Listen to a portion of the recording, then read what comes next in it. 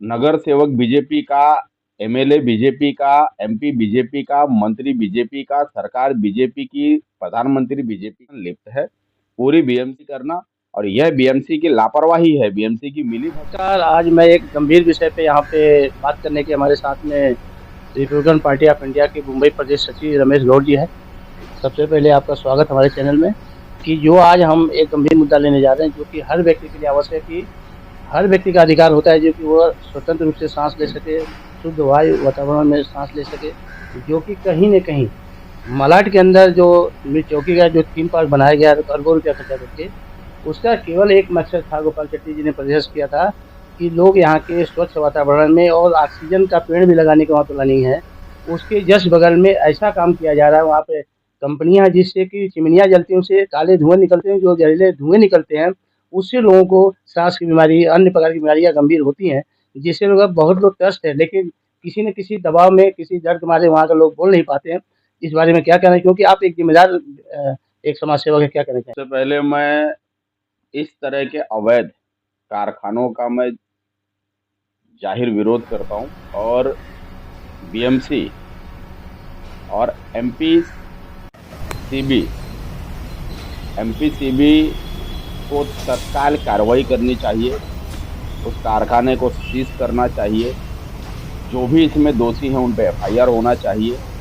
और मजाक बना रखा है इन कारखाने वालों ने। लोकल पुलिस, लोकल बीएमसी को इन्होंने मैनेज करके जो ये धांधली और यह जो गंदगी फैला रहे हैं। आज आप देखिए, जहां महाराष्ट्र सरकार और देश के पंत प्रधान नरेंद्र मोदी जी जहां स्वच्छता का अभियान चलाते हैं, जहां पे सफाई अभियान चलाते हैं, ऐसे भारत देश के आर्थिक राजधानी, जहां पे लोग अपने सपनों को, अपने ड्रीम को पूरा करने के लिए दिन रात भाग रहे होते हैं। और मजे की बात यह है, आप देखिए, क्या मजाक उड़ाया जा रहा है कांदिवली बीएमसी द्वारा। सरकार का भी, माननीय यहाँ के लोकल सांसद और देश के कैबिनेट मंत्री पीयूष गोयल जी का भी, और यहाँ वहाँ के आमदार योगेश सागर जी का, वहाँ के नगर सेवक मनीषा कमलेश यादव जी का। कमाल है, मतलब नगर सेवक बीजेपी का, एमएलए बीजेपी का, एमपी बीजेपी का, मंत्री बीजेपी का, सरकार बीजेपी की, प्रधानमंत्री बीजेपी का, और बगल में इतना बड़ा थीम पार्क, करोड़ों करोड़ों करोड़ों रुपया लगा के थीम पार्क बनाया जा रहा है। उस थीम पार्क के अंदर ही सारा पॉल्यूशन आके गिरता है। ऐसा मैं नहीं कह रहा हूँ। कोई भी इंसान वहां से अगर गुजरे तो उसका एक बार जाता है कि भाई, इतने बादल, इतने धुआं, इतना स्मेल, इतनी इतना इतना बात कहाँ से आ रहा है। ऐसा लगता है कि ये कौन से गंदगी में आ गए हम, कौन से कूड़े के पहाड़ के पास से गुजर रहे हैं।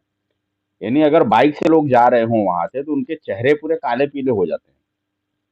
वहां पे कितनी बीमारियां फैल रही हैं।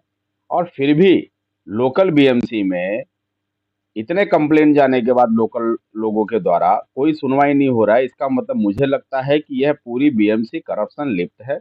पूरी बीएमसी व्यस्त है गरीब फेरी वालों को हटाने में। पूरी बीएमसी व्यस्त है लोगों से हफ्ता खाने में।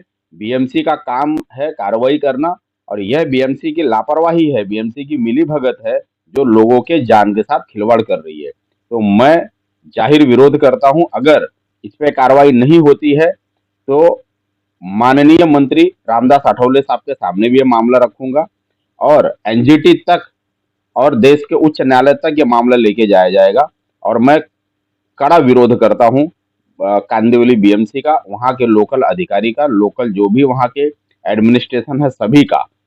इनको जल्द से जल्द कार्रवाई करनी चाहिए। मुझे लगता है कि इनके लिए 24 घंटे, 48 घंटे बहुत हैं। अगर इतने में नहीं होता, हम एनजीटी तक मामला लेके जाएंगे। इनके विरोध अगर धरना मोर्चा करना पड़े तो जरूर करेंगे। प्रदूषण के लेकर के हम लोग बात कर रहे थे, जो कि इसमें माननीय न्यायालय ने भी सख्त आदेश दिया है, और बीएमसी को एक बार फटकार लगाई है, जो है कहा है कि अगर इस पर सुधार नहीं किया तो लापरवाह अधिकारियों के खिलाफ कार्रवाई की जाएगी, और आगे किसी भी प्रकार का कारखाने का, फैक्ट्री का परमिशन नहीं दिया जाएगा। इस मामले को लेकर के आइए देखते हैं कि रमेश गौड़ जी इसको कैसे देखते हैं।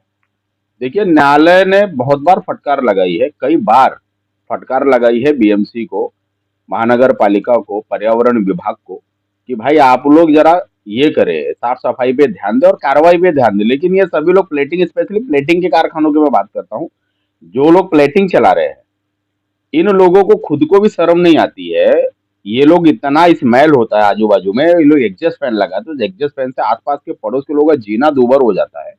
और पूरा नाले में पानी डालते हैं, नाले से समुंदर में जाता है, और समुंदर से पूरा का पूरा हमारे महासागर को गंदा करता है। जहां महाराष्ट्र सरकार 16,000 करोड़ की परियोजना ला रही है कि नाले के पानी को स्वच्छ करके पीने योग्य बनाया जाए, उस नाले में क्या हम एसिड पिएंगे? क्या मुंबई के में रहने वाले लोग अब एसिड पिएंगे, केमिकल पिएंगे? एक एक तरफ जहां विश्व युद्ध की तैयारी चल रही है, जितना पूरे देशों का बवाल है, लोगों को बाटला नहीं मिल रहा है, लोगों को बहुत सारी चीजें फेस करनी पड़ रही हैं। आज बहुत सारे महानगरों में लोग लॉकडाउन की स्थिति में आ चुके हैं। अब उन लोग अगर घर पे लॉकडाउन में बैठे तो घर पर बैठ के इस केमिकल को सूंघे और घर बैठ के ये गंदा पानी पिए, उनके बच्चे बीमार हों।